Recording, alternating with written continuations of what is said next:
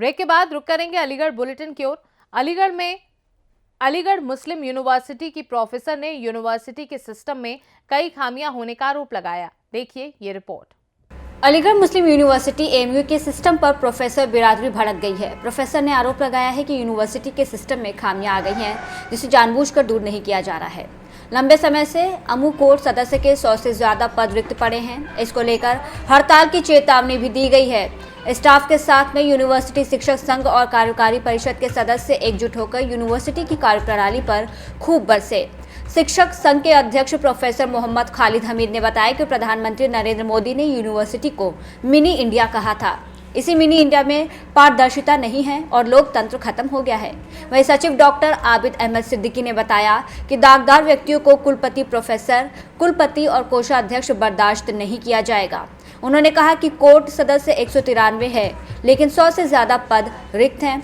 University में कई विसंगतियां हैं। कार्यकारी सदस्य प्रोफेसर मोइनुद्दीन ने कहा कि यूनिवर्सिटी के एक्ट का भी उल्लंघन हो रहा है। मौके पर कार्यकारी सदस्य डॉक्टर मुनव्वर अली, डॉक्टर मुराद खान, शिक्षक संघ के संयुक्त सचिव डॉक्टर सदुद जावेद, डॉक्टर सिद्धार्थ चक्रवर्ती आदि मौजूद रहे। ये मौजूदा वाइस चांसलर जो है वो भी अलीग है, इससे पहले भी वाइस चांसलर अलीग बन चुके हैं। उसके बावजूद जो है ना एक्ट के मुताबिक यूनिवर्सिटी नहीं चलाई जा रही है। क्या मंशा है इसमें, क्या सोचते हैं आप इसके बारे में? देखिए, पहले तो मैं ये बता दूं आपको कि ये मीटिंग जो कॉल की है अमूटा ने, ठीक है, हम लोगों को बुलाया है। हम इलेक्टेड रिप्रेजेंटेटिव हैं। प्रोफेसर शमीम को भी आना था, सारे चारों इलेक्टेड मेंबर्स को यहाँ रहना था। जो इलेक्टेड बॉडीज़ होती हैं, अगर और बॉडीज़ भी होती हैं, एकेडमिक काउंसिल होती, कोर्ट होती, तब इस तरीके का कोई भी रिप्रेजेंटेशन या कोई भी वॉइस हमें रेस करने के लिए और ज़्यादा स्ट्रेंथ मिलती। आप जाहिर है जो है हम लोग यहाँ बैठे हैं, ठीक है, तो कोई भी एडमिनिस्ट्रेशन नहीं चाहता कि ज़्यादा से ज़्यादा इलेक्टेड रिप्रेजेंटेटिव मौजूद हों, क्योंकि वही ग्राउंड रियलिटी को प्रेजेंट करते हैं, वही अगर कोई सिस्टम में खराबी होती है उसको उजागर करते हैं और वही उस पर आवाज़ उठाते हैं। तो ये तो जाहिर सी बात है कि इलेक्शंस ना कराने की मंशा क्या है। आपका सवाल क्या था? क्या मंशा लगी, सीटें नहीं भरी जा रही हैं, ऐसे कह रहे हैं। मैंने बताया ना कि मंशा तो यही है कि ज़्यादा स्ट्रॉन्ग वॉइस नज़र ना आए, ठीक है, ताकि एडमिनिस्ट्रेशन जो अपनी मर्जी की चीज़ें करना चाहता है, चाहे वो स्टैचूज के खिलाफ ही क्यों ना हो, वो आसानी से कर पाए। बस यही मंशा है। किसके दबाव में क्या करेंगे? किसके दबाव में जी आप लोग क्या करेंगे? देखिए, हम लोगों को तो मैं आपको बताऊं कि हम लोगों ने तो अपनी वॉइस जो है ईसी में कई बार रेस की है। जैसा मोइन साहब ने बताया कि ईमेल के थ्रू ईसी में वॉइस रेस करके इसकी इम्पोर्टेंस को हमने बताया कि कोर्ट के इलेक्शंस होना क्यों इम्पोर्टेंट है। देखिए, दो अलग अलग बॉडीज है। अमूटा का फंक्शन अलग होता है, एग्जीक्यूटिव काउंसिल एक तरीके से देखा जाए एडमिनिस्ट्रेटिव एक काउंसिल है, उसका फंक्शन अलग होता है। हम वॉइस रेस करते हैं काउंसिल के अंदर, हम रेजोल्यूशन तैयार करते हैं, ठीक है, और इस तरीके के प्लेटफॉर्म को अमूटा लीड करता है। अमूटा जो हमें कॉल देगा, क्योंकि हम अमूटा के ही मेंबर हैं, चाहे इलेक्टेड रिप्रेजेंटेटिव क्यों ना हो, अमूटा अगर कॉल कहता है कि सिग्नेचर कैंपेन है, वी आर विद देम। अमूटा की ही लीडरशिप में एएमयू के बाकी टीचर्स काम करेंगे, उनमें से हम भी। अमूटा का क्या नेक्स्ट स्टेप क्या होगा? एसोसिएशन के जो भी ये प्रेस वार्ता जो हम लोग आज कर रहे हैं, और ये कंबाइंड प्रेस कॉन्फ्रेंस है अमूटा की और इलेक्टेड एग्जीक्यूटिव काउंसिल के मेंबर्स की, इस डिमांड को उठाने के लिए कि एएमयू कोर्ट की जो 100 से ऊपर सीट्स खाली पड़ी हुई हैं पिछले 6 साल से, उनको जल्दी से जल्दी उन वैकेंसीज़ को फिल किया जाए। और इस डिमांड को हम लोग आज लेके आपके सामने मौजूद हुए।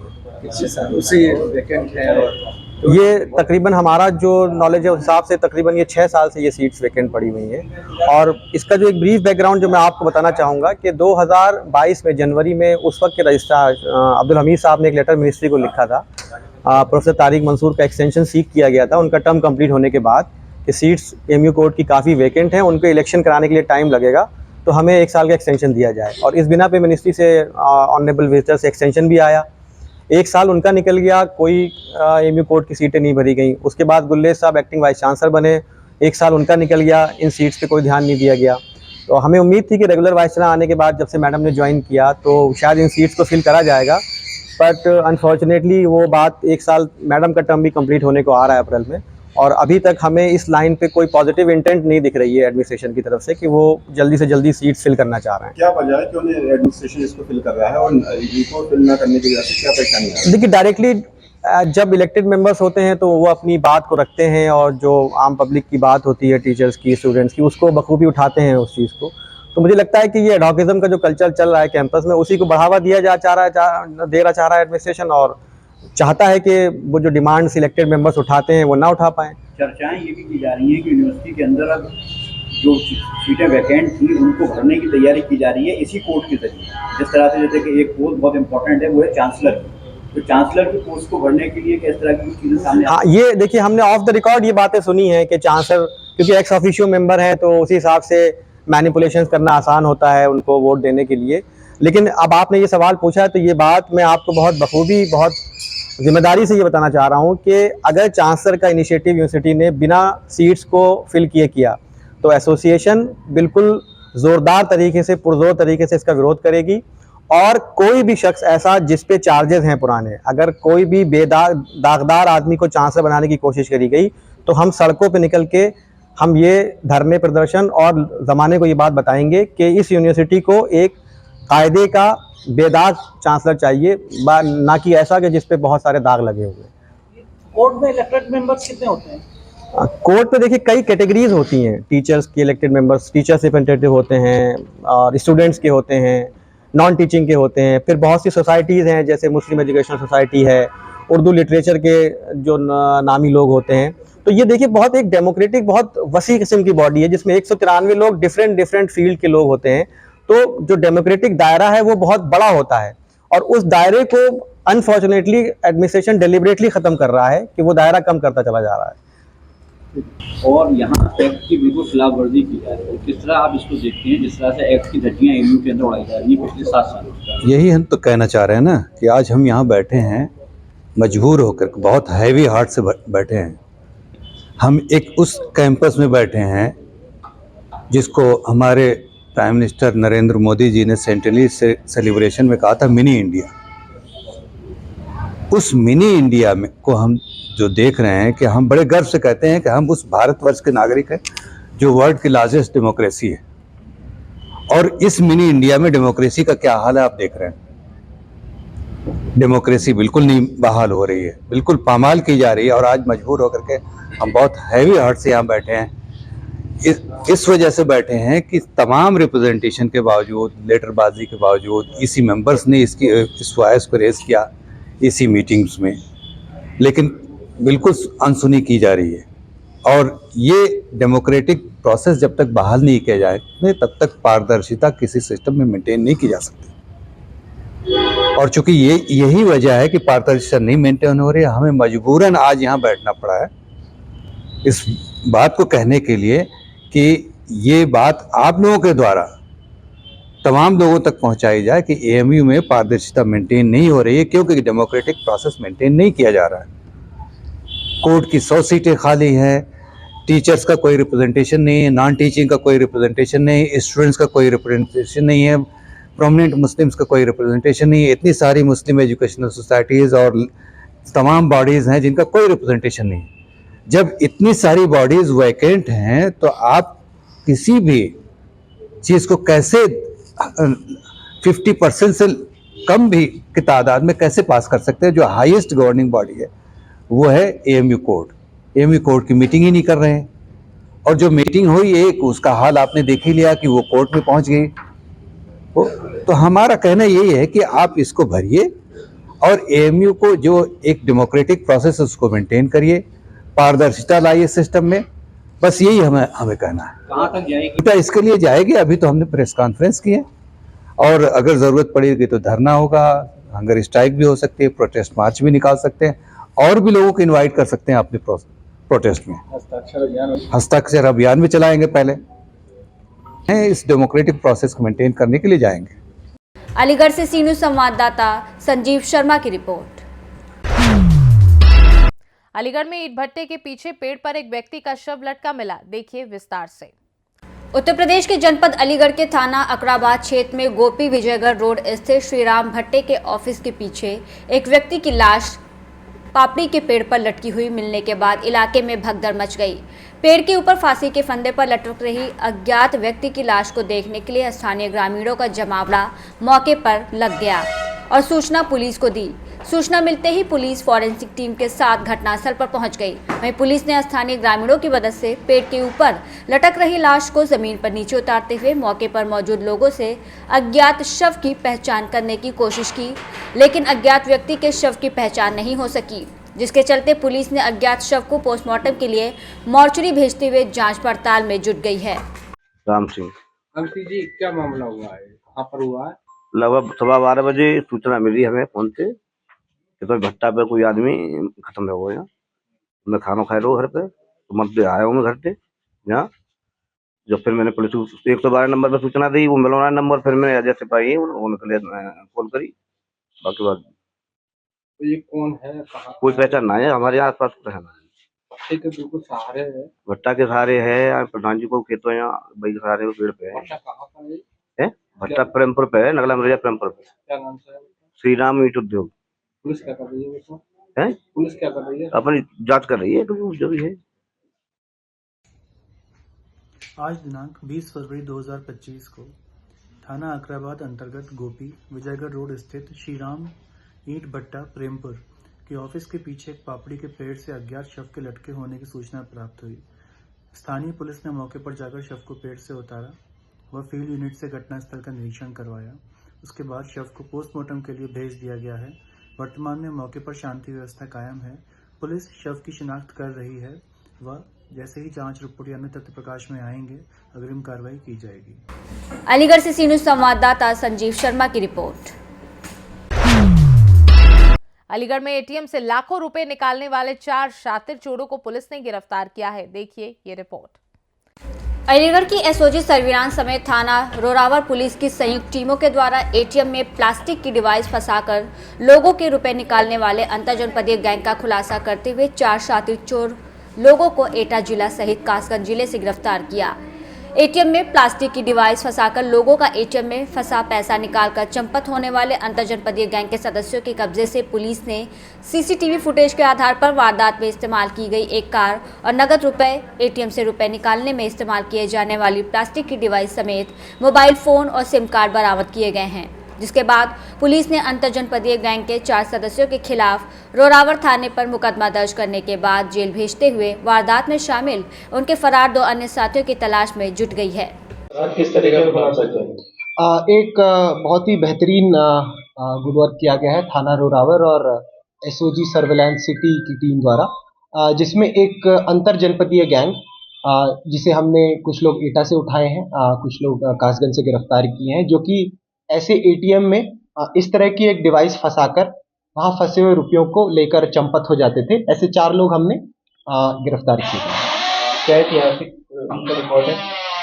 ऐतिहासिक उनका रिकॉर्ड ये है कि थाना रोरावर से उन्होंने जो पैसे चोरी किए थे उसके पहले उन्होंने गांधी पार्क में भी प्रयास किया था और हमारे बन्ना देवी में भी एक एटीएम से प्रयास किया था। अन्य आपराधिक इतिहास भी है जो कि प्रेस नोट में दिया गया।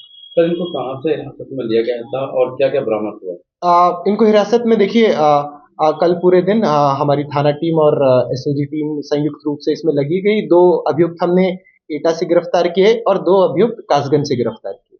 कुल कितनी घटना? कुल हमारी जानकारी में जो अभी तक आई हैं 3 घटनाएं आई हैं। तीसरी घटना है थाना रोरावर से, जिसके संदर्भ में इन्हें हमने गिरफ्तार किया।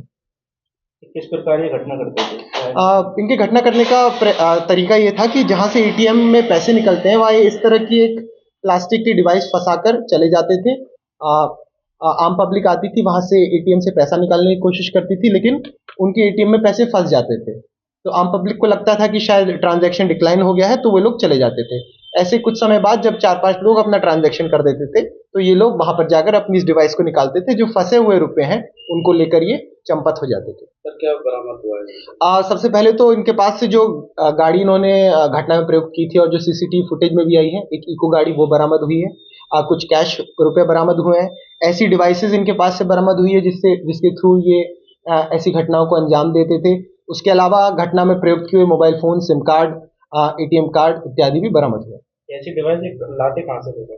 देखिए, बहुत मुश्किल तो है नहीं, ये प्लास्टिक की डिवाइस रहती थी जिसको ये फंस जाती थी और एटीएम में जो स्लॉट होता है उसके अनुसार इस डिवाइस को काटा जाता था और लगा दिया जाता था। कितनी बड़ी उपलब्धि मानते हैं? ये काफ़ी बड़ी उपलब्धि है क्योंकि अंतरजनपदीय घटना है और अगर इनको हमने समय रहते रोक लिया गया नहीं तो आगे चल के ये और भी कई बड़ी घटनाएं कारित कर सकते थे। तो इसमें पूरी टीम, थाना रोरावर की टीम और एसओजी सर्विलांस टीम को मैं बधाई देता हूं कि एक बड़ी उपलब्धि उन्होंने और जो प्रिवेंटिव पुलिसिंग है उसका एक बेहतरीन नमूना पेश करके इनको समय रहते ही दबोच लिया। और भी लोग थे? अभी हमने 4 साथी गिरफ्तार किए हैं। पूछताछ में पता चला कि 2 अन्य साथी हैं जो इनके साथ पहले घटनाएं कारित कर चुके हैं, उनकी भी तलाश जारी है। मुकदमा पंजीकृत हो गया? मुकदमा थाना रोरावर में पंजीकृत हो गया, जिसके मुकदमा पंजीकृत जो हुआ था उसके अंतर्गत ही हमने इन 4 लोगों को गिरफ्तार किया है। उसी मुकदमे में अन्य लोगों की गिरफ्तारी भी शीघ्र सुनिश्चित कराई जाएगी। अलीगढ़ से सी न्यूज़ संवाददाता संजीव शर्मा की रिपोर्ट। अलीगढ़ में अस्पताल संचालक और मेडिकल स्टोर मालिक के बीच जमकर मारपीट हुई। देखिए ये रिपोर्ट। अलीगढ़ के थाना क्वासी 6 से एक चौंका देने वाला मामला सामने आया है, जहां पर एक सन फार्मा मेडिसिन कंपनी के मेडिकल रिप्रेजेंटेटिव को अपनी कंपनी के द्वारा मेडिकल संचालक को दी हुई दवाइयों का पेमेंट मांगना भारी पड़ गया। मेडिकल संचालक के द्वारा पिछले साल से लगातार एमआर को तारीख पर तारीख दी जा रही थी, लेकिन मेडिसिन का पेमेंट देने में लगातार देरी की जा रही थी। जब एमआर के द्वारा बार बार कंपनी के पेमेंट के लिए बोला गया तो निजी अस्पताल संचालक और उसके भाई मेडिकल संचालक के द्वारा 20 फरवरी की तारीख पेमेंट के लिए दी गई। वहीं जब दी गई तारीख पर मेडिसिन कंपनी का एमआर अपना पेमेंट लेने के लिए पहुंचा तो मेडिकल संचालक के द्वारा गाली गलौज और बदतमीजी शुरू कर दी गई, जिसका एमआर द्वारा विरोध किया गया। तो मेडिकल संचालक ने करीब 8 से 10 लोगों के साथ मिलकर एमआर की जमकर पिटाई कर दी। ये सब कुछ निजी अस्पताल अभिश्री के संचालक ऋषभ गौतम की अगुवाई में हुआ। उल्टा अस्पताल संचालक के द्वारा ही एमआर से ही माफी मांगने के लिए बोला गया है। पीड़ित एमआर ने इसकी शिकायत थाना क्वासी में की है। पीड़ित के द्वारा तहरीर दी गई है कि पुलिस के द्वारा अग्रिम कार्रवाई करने की बात कही गई।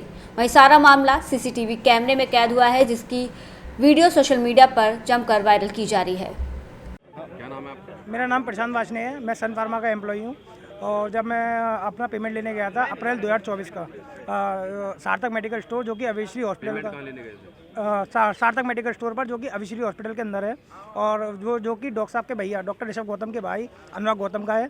और जब मैं पेमेंट लेने गया था मेरे को ये अप्रैल 24 से लगातार डेट पर डेट दिए जा रहे हैं रेगुलर, और कभी 10 दिन के बाद की सर मेरा 4100 का पेमेंट था, जो कि रहते कम से कम 8-9 महीनों में ये 1100 रुपये का बचा हुआ था, जिसमें मेरे को आज की डेट दी गई थी कि आज अपना पेमेंट ले जाना। जब मैं वहाँ जैसे ही गया तो वहाँ का जो उनका गार्ड था अनुराग गौतम का, स्कूल के गार्ड का, उसने ये बोल दिया कि सर तो है नहीं, सर बाहर गए हुए हैं।